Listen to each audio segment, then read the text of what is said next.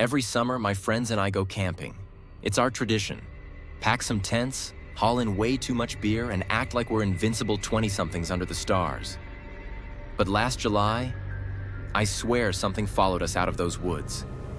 And even now, a year later, I can't shake the feeling that it's still waiting.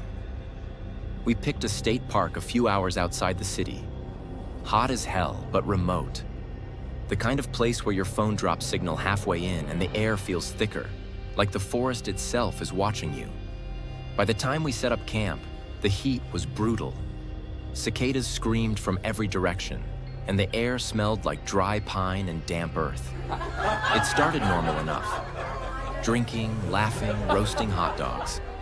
At one point, my buddy Derek swore he saw eyes in the tree line, but we just told him to lay off the whiskey.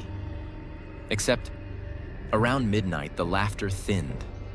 I realized none of us were really talking anymore. We were all just listening, because the forest had gone quiet. No cicadas, no crickets, no wind through the leaves. Just a heavy, unnatural silence pressing against our ears. I tried to laugh it off, but my chest tightened like something was wrong, deeply, unnaturally wrong. "Do you hear that?" my friend Jess whispered. We all nodded.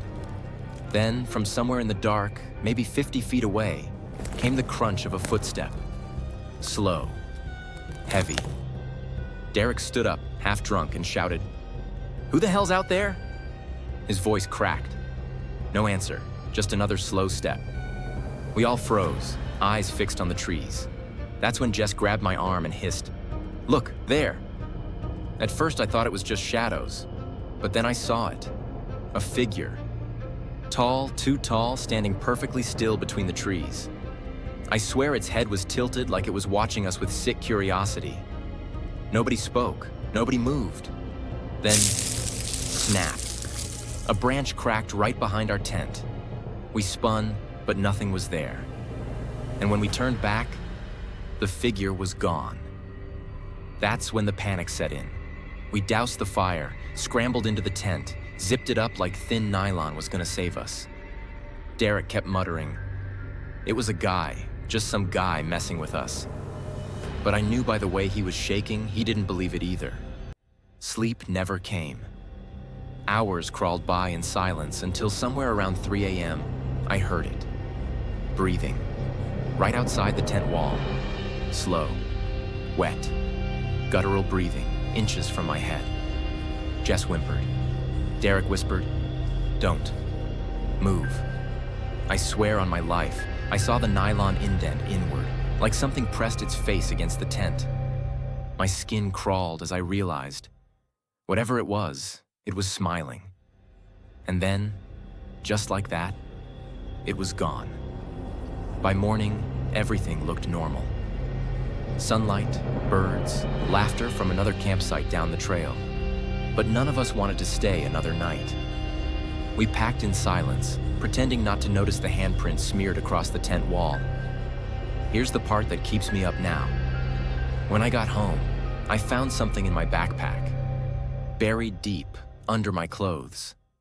A pine cone, wrapped in wet, rotting fabric, and scrawled across it in something that looked like charcoal or blood was one word: stay. I used to love the beach, the smell of salt in the air, the endless stretch of blue horizon, the sound of waves rolling like a heartbeat against the shore. It always felt eternal, safe. But after last summer, I can't look at the ocean without hearing the screams. It was July, and my friends and I decided to rent a small Airbnb by the coast.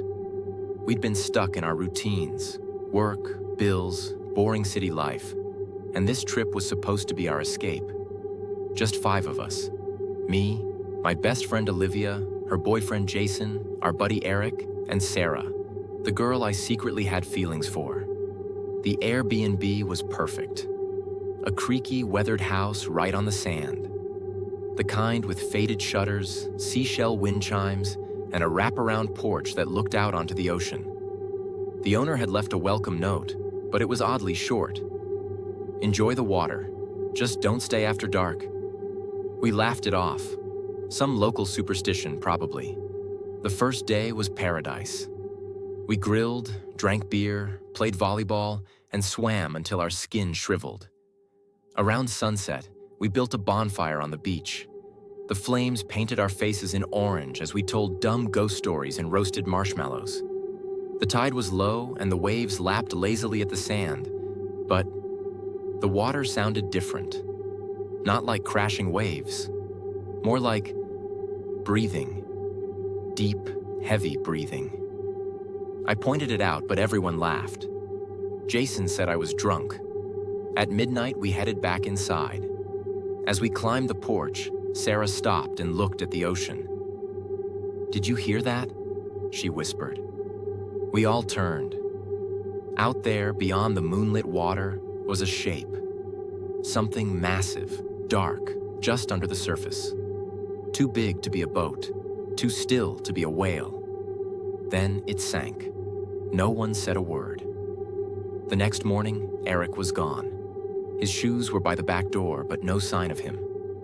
We searched everywhere, inside the house, up and down the beach, but his footprints just stopped near the shoreline, as if he walked straight into the water.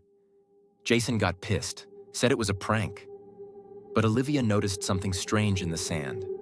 Drag marks. Deep grooves, like something had pulled him toward the ocean. That night, we locked the doors and windows. Nobody slept. At 3 a.m., I woke to a sound. Not footsteps, not waves. A dragging noise. Wet, heavy dragging against the porch. When I peeked through the blinds, my stomach turned to ice. Eric was standing on the sand. His skin was pale and bloated, his clothes dripping with seawater. His head tilted at an unnatural angle, and his mouth hung open, gushing salt water that streamed into the sand. But his eyes were moving, darting around, panicked. He raised one shaking hand, as if to wave for help. Then something yanked him backward into the waves so fast it left a trench in the sand. The beach won't let us leave by sunrise. We decided to leave. We packed up, threw everything in the car, and sped toward the highway. But no matter how far we drove, the road just kept curving back toward the coast. First, the ocean was on our left, then in front of us, then somehow behind us. We drove for hours, but when the car finally ran out of gas, we realized where we were.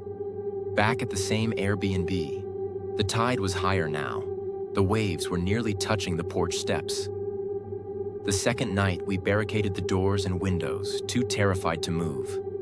The smell of rot filled the house, like fish left in the sun. Around midnight, Olivia started screaming. I ran to her room and found her staring out the window. On the beach stood Eric again. But this time, he wasn't alone. There were others, dozens of them, rising out of the water. Their bodies twisted, skin pale and torn. Some were missing limbs. Some crawled on all fours. Their mouths hung open, leaking salt water. And every single one of their eyes was wide, pleading. Jason grabbed a bat and screamed at them to leave us alone, but they didn't move. They just stood there, swaying with the tide. Then one of them started to speak, not with words, but with the sound of the ocean itself. Their mouths opened, and the roar of waves filled the night, echoing inside the walls of the house. The floorboards shook, the windows rattled, and the tide came in. The drowning we woke to water. The house was flooding, seawater gushing up through the floorboards. Sarah and I scrambled to the roof, but Olivia and Jason didn't make it. I saw them get pulled under. Hands, so many hands, reaching through the water, dragging them down. Their screams cut off into bubbling silence. Sarah clutched my arm, shaking, as we watched shadows circling beneath the waves. Not fish, not sharks, bigger, with too many limbs, too many eyes. Things that didn't belong in this world. The ocean wasn't water anymore. It was alive, breathing, watching us. The last morning, At dawn, the water receded as if nothing had happened. The sand was smooth, untouched. The house was dry. But Sarah was gone. I found her shoes on the porch, pointing toward the ocean. Her footprints stopped right at the tide line. I sat there for hours, waiting for her to come back. And when the sun set, I finally saw her. Standing where Eric had stood, dripping seawater, eyes wide and terrified. She raised her hand, and then she was gone. Now it's been a year since that trip. I don't go near beaches anymore, but sometimes, when I'm in the shower, I swear the water tastes like salt. And at night, when the house is quiet, I hear it again. That sound. The dragging. I think it's coming for me next.